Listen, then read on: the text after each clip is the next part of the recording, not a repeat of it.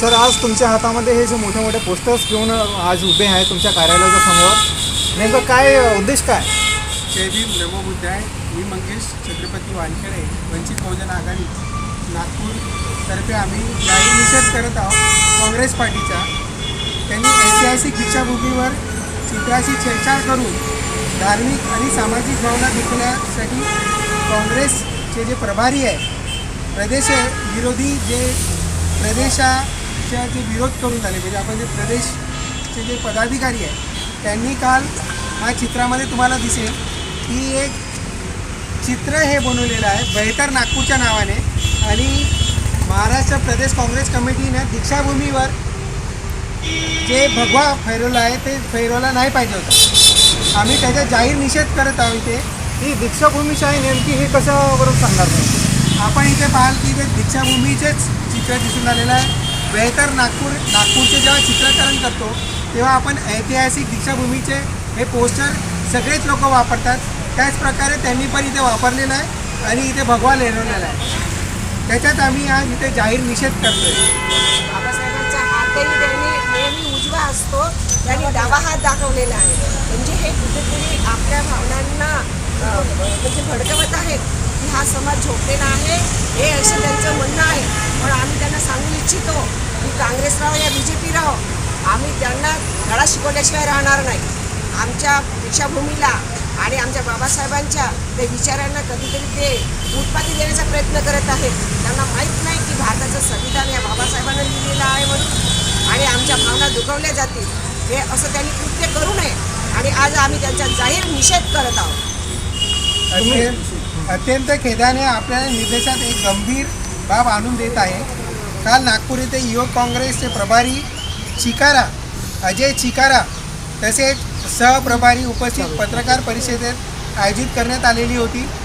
या बैठकीत महाराष्ट्र प्रदेश युवक काँग्रेसचे अध्यक्ष शिवराजजी मोरे यांच्यासह अनेक पदाधिकारी उपस्थित होते. सदर पत्रकार परिषद पदाधिकाऱ्यांनी हातात घेतलेले पत्रकावर लिफलेट, बॅनर, ऐतिहासिक दीक्षाभूमी तसेच परमपूज्य भारतरत्न डॉक्टर बाबासाहेब आंबेडकर यांचे छायाचित्रांचे छापण्यात आलेले होते. मात्र अत्यंत गंभीर आणि चिंताजनक बाब म्हणजे त्या चित्रामध्ये दीक्षाभूमीच्या शिखरावर भगवा ध्वज फडकताना दाखवण्यात आलेला आहे. दीक्षाभूमी हे कोट्यावधी अनुयायींचे श्रद्धेचे, समतेचे आणि बौद्ध धर्माचे पवित्र प्रतीक आहे.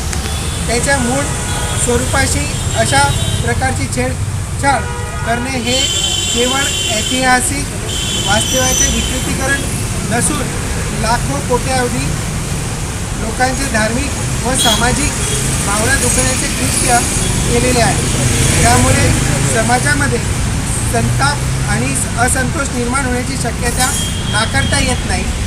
संबंधित व्यक्तींना जाणीवपूर्वक आणि निष्काळजीपणाने धार्मिक आणि सामाजिक भावना दुखवल्याने कृत्य केलेले असल्याचे त्यांच्या विरुद्ध योग्य ते कारवाई त्यांनी केलेली पाहिजे.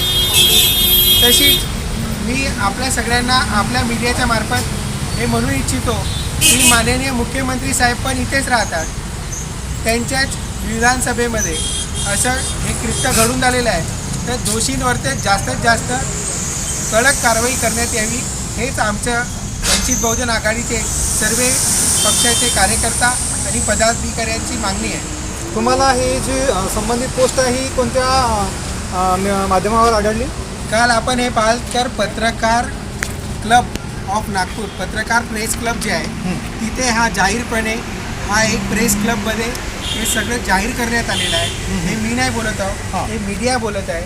हे मीडियाच्या मार्फतच आम्हाला माहिती पडलेलं आहे.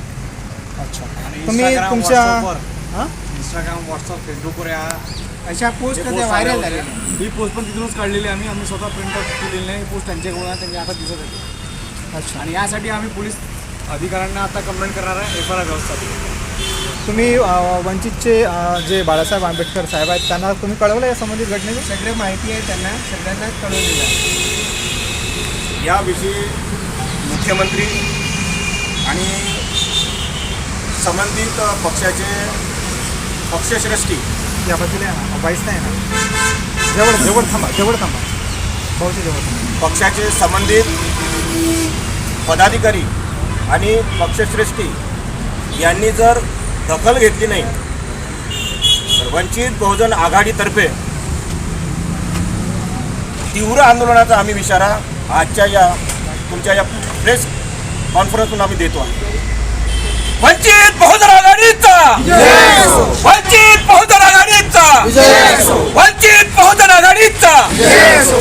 आणि जर कार्यवाही झाली नाही तर पूर्ण महाराष्ट्र आम्ही जे आहे पूर्ण महाराष्ट्र आम्ही पेटून काढू एवढं लक्षात घ्यावं.